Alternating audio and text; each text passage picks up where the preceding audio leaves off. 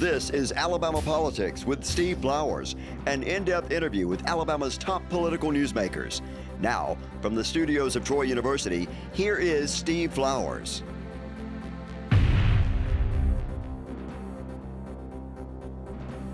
I'm Steve Flowers, and welcome to Alabama Politics. Folks, we're very fortunate today to have as our guest one of the finest men in Alabama politics and Alabama public service, Judge Mike Bolin, who is well known and revered in Jefferson County and throughout the state.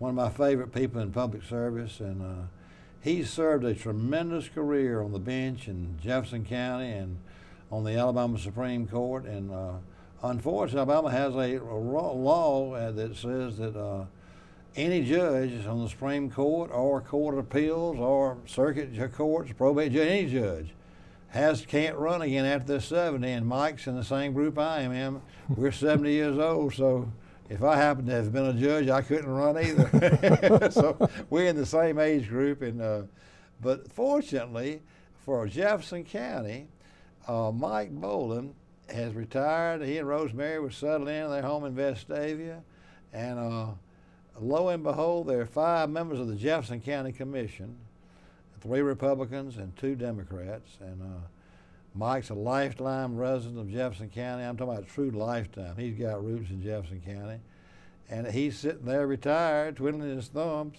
and thinking, well, Rosemary, what am I going to do? Start gardening, start playing golf, or what am I going to do? I'm still a young man and 72 years old, and lo and behold, the younger guy on the county commission who's from Vestavia, Ammons, decides he's going to take a better job or some kind of other job. And then the Republicans in Jefferson County came to Mike Bolin and convinced him to step up and run for that open seat. And the Jefferson County people are fortunate to have him do that. Mike, good to have you on the show. It's great to be here with you again, Steve. Thank you. We had this show about 2 or 3 years ago. I was telling Mike prior to the show, he and I were talking about our families, and both my daughters are 45 and 40 and live in and one of them lives in Vestavia. She's a lawyer with Carr Allison, Jenny Flowers Gambakerta. Her firm and her house is in Shadescrest Road in Vestavia, and my other daughter's in Trace Crossing, which may not be in that district, but she's 40. So both my daughters. We talk about our daughters because I was telling Mike I've got. In my house, I've got pictures of all my political friends, and I've got 2 of him. And I talked about Mike Bolin. We talked about how much I said that man loves his daughter. If ever I ever saw in my life, Leanne's her name. That's her name. I got a picture with me and you and Leanne at some political event, and then just you and I and all the other Supreme Court judges are together. It was at the governor's State of the State. That's right. Address 2 or 3 years ago. Yeah, Leanne was in that one. She was. But there was some Republican event. There's about 3. I want to think Minor's in there, and I think your Supreme Court buddies are in there. But they miss you on the state Supreme Court. I miss them too. It's a great group they had, and I enjoyed my run. It was wonderful. Talking about your run, let's go through. If someone had a script, you taking that county commission seat at 72 or 73 years old, and it's almost like they couldn't have scripted it better for Jefferson County for you to do that. You were born right there in Jefferson County. What hospital were you born in? West End Baptist. Now, where did you grow up as a little boy? Well, my dad was a steel worker. He came back after World War II and didn't get to finish college at Howard. And we lived in the western section and lived there till I was maybe 10 or 11. And when you say western, is that close to Bessemer? Moderately close. It's Inslee Highlands. Yeah. And it's moderately close to Bessemer, but it was a great area for a kid. There were parks around there, and we had a wonderful time. But I was a big little leaguer. My dad was the coach, and he decided after my mother insisted that we were going to move and play little league at Bluff Park for a coach up there, Tony Brandino, and so we moved up there. Gosh, when I was about 11, and in the Bluff Park area. And I've lived there ever since. The only reason I live where I live now is my daughter picked it out. So Bluff Park, the area you live is in Vestavia, isn't it? Yes. Uh-huh. Well, most of it's in Hoover, but a little Uh-huh. bit in Vestavia too. Yeah, so you live in areas in Vestavia because your residence is Vestavia officially, isn't it? Right. But Mike, talk about that. So you were born right there. You know, the thing when you were talking about your daddy being a steel worker, you know, that's the difference in generations. Everybody in you and I's generation that grew up, I say everybody, but a large number of people who grew up in Birmingham, that shows you the difference in Birmingham. If somebody 50 years from now is talking about being a 70-year-old retired Supreme Court judge and going on the county commission in Jefferson County, they would say their daddy worked at UAB or something. It's just changed. It has. Everybody grew up with that. Was what Birmingham was. That's what we were. Was a steel-making town. It was a steel-making town, and you know he was my hero. He was a big, strong man, and had good, strong, conservative principles and religious principles, and I wanted to grow up and be just like my dad. So you live in the same area you grew up in as a little boy, really? Yes. That Bluff Park area. Yes. Now you went to Sanford. It's been changed from Howard. It changed from Howard to Sanford before you went there, didn't it? It did. They changed in the late 50s. That's what I thought. Yeah. And Frank Sanford was a big benefactor. You know, I'm sitting here. Y'all, you know, Howard had some really good football teams back when we were little boys. I remember going out. I grew up in Troy, of course, and I remember going out and watching. Troy State had the worst football team you've ever seen.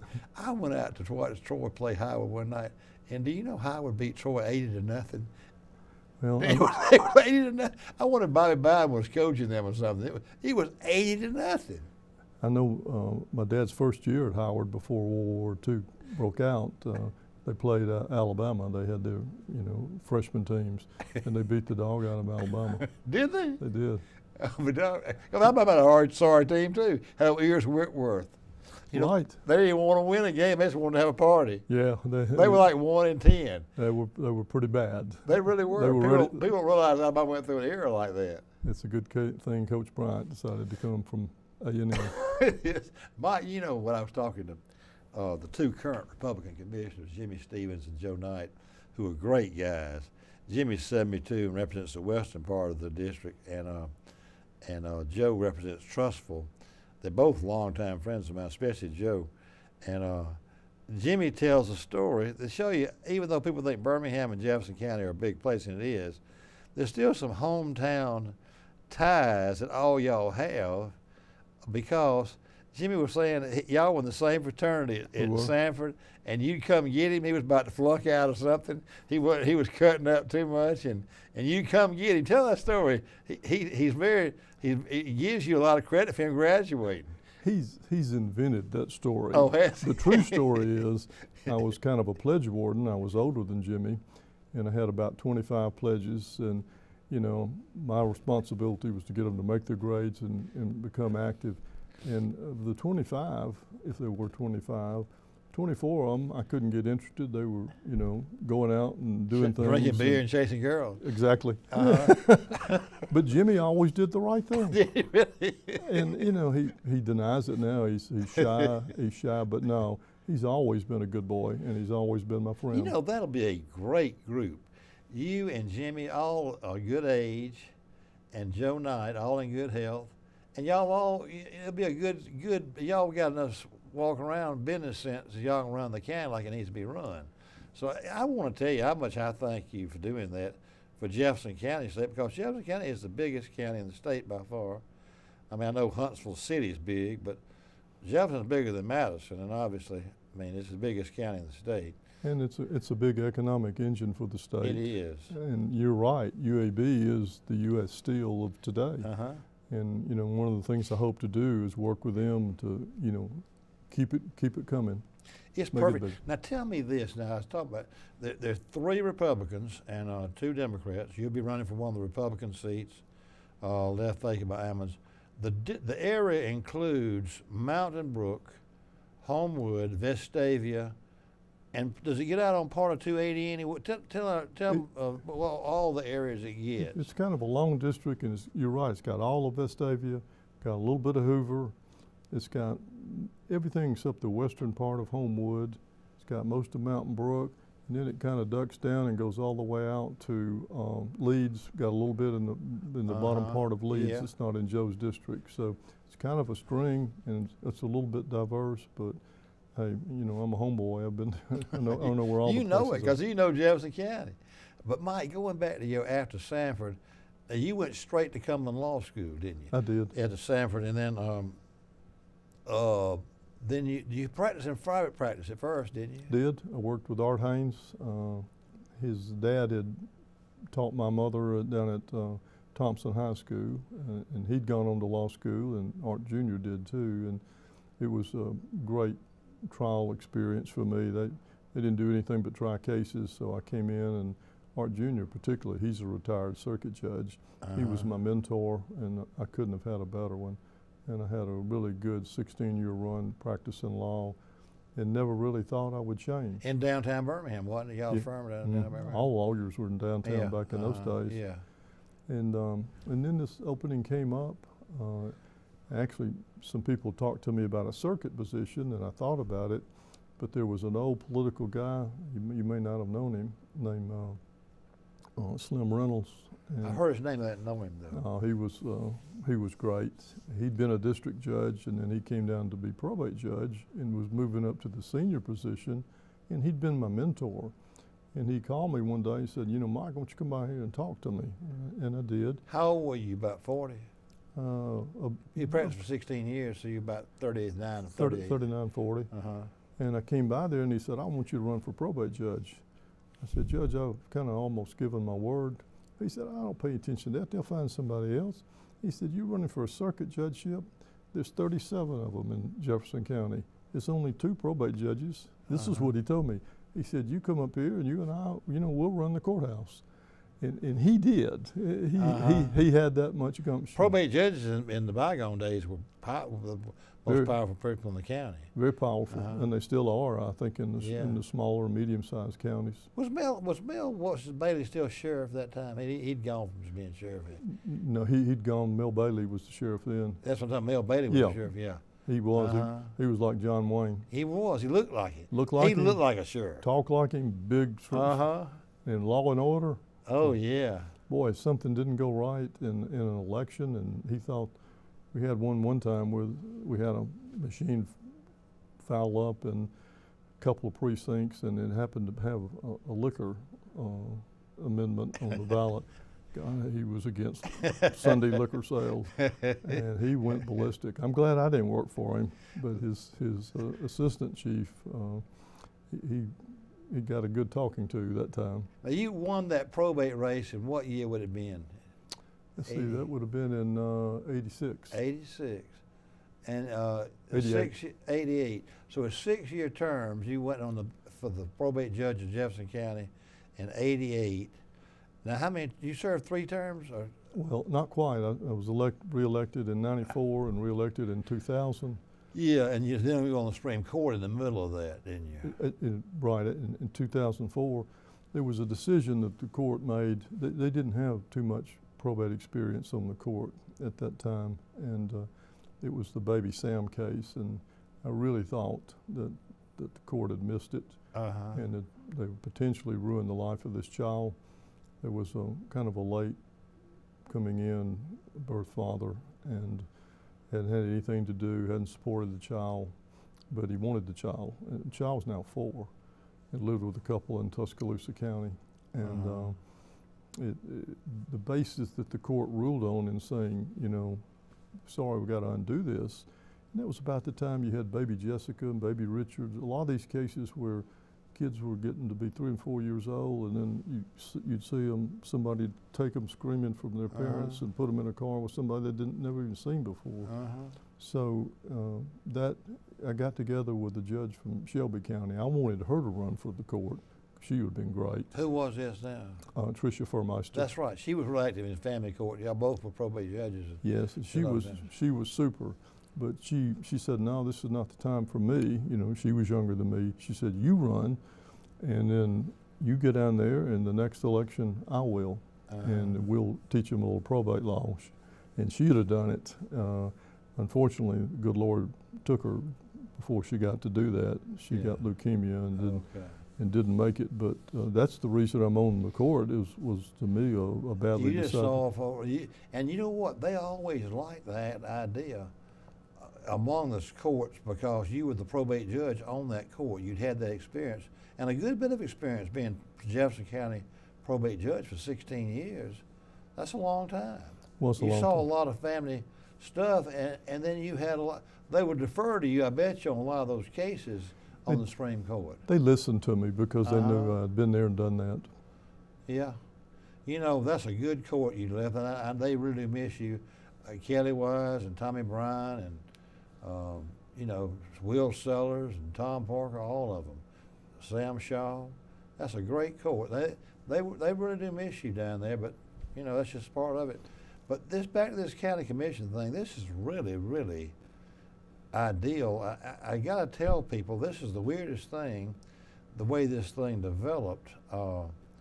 In all 66 other counties, I think I'm right about this, if there's a vacancy on the county commission, the governor appoints that position. But Jefferson County has a quirky law. The reason we're having an election in Jefferson County for the seat Judge Bolin's running for is because the flaw is that if there's a vacancy in Jefferson County, everybody and their brother can sign up with 100 signatures. You're allowed to have 50 or 100 people on the ballot, and nobody knows whether they're Republican or Democrat or liberal or conservative or whatever. So the chances of you being available and having the credentials and integrity and credibility you do and love of Jefferson County, I've told numerous people, I said, that county really lucked out because you could have had a weird situation happen. And you could have had someone, that district probably is a Republican district, and they would like a conservative, quality person representing them. But, you know, you haven't, I mean, you couldn't have scripted having a background to take that thing over. I mean, for you to do that job. Well, it is a strange procedure for filling a vacancy, and I think there were some political motives behind doing it, but you know, it's just play by the rule book, whatever it says, and you know, everybody knows what I am, whether you know I'm a Republican or know I'm a conservative. You know, I've been there and done that, and that's what I want to take. We had it with Steve Ammons. He was a really great representative, and sorry to see him go. It was a promotion for him to be chairman of the Birmingham Business Alliance. And he's a young guy. He's got to make a career, you know, and make more money than what that might pay or something. I guess is what he did it for. Well, you know? a good bit more. Okay, well that's what I was thinking. I guess it was, you know. Yeah. But because the salary is not a paltry salary, but it's not getting rich, and you don't need the job for the money anyway, because you've got a career made and a good retirement and everything. It's just a perfect time in life for you to do this, and you're in great health. And but that county needs quality business and acumen and quality people, being the most important county in the state. And I don't want to sound too partisan, but it really is good to have a pro-conservative, pro-business people running that county, given the history of what happened under a Democratic administration.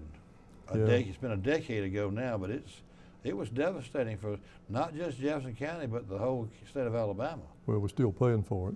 Yeah. Do you know, Mike, talking about that, I'll talk to some young couple out at Ross Bridge, and you know, where I live, and be some young medical kid in medical school or something, and they'll know I'm in politics, and they'll stop me and say, "Miss Flowers, I hate to bother you, but you know, we've lived in Michigan and we've lived in New York or something like this, and our water bill is like $30 a month. It's like $100 here." And I think, well, it's a long story, but that's really not a good thing for Jefferson County. No, it's just something you got to dig yourself out of. That's exactly what you're doing, and we're still doing it, and we will be doing it for a while. It really is, because I mean that crookedness that went on, or whatever, mismanagement or whatever it was, but I don't know what it was, but it left a big bill when they left. That's not good. People have to pay $100 a month for water. No. Just basic, you know, just to have water, whether you use it or not. Whether you use it or not, you know, if my parents were still alive, they wouldn't be able to believe the bills that we pay. What would they say? And the county right now is in the process of refunding warrants for the sewer debt, and of course, naturally the rates start going up when it gets time to refund them. So they've been making some careful choices and do the best they can, but they were handed a bad plate from the group that kind of put county behind the 8 ball. It really did I bet you've had that over the years too.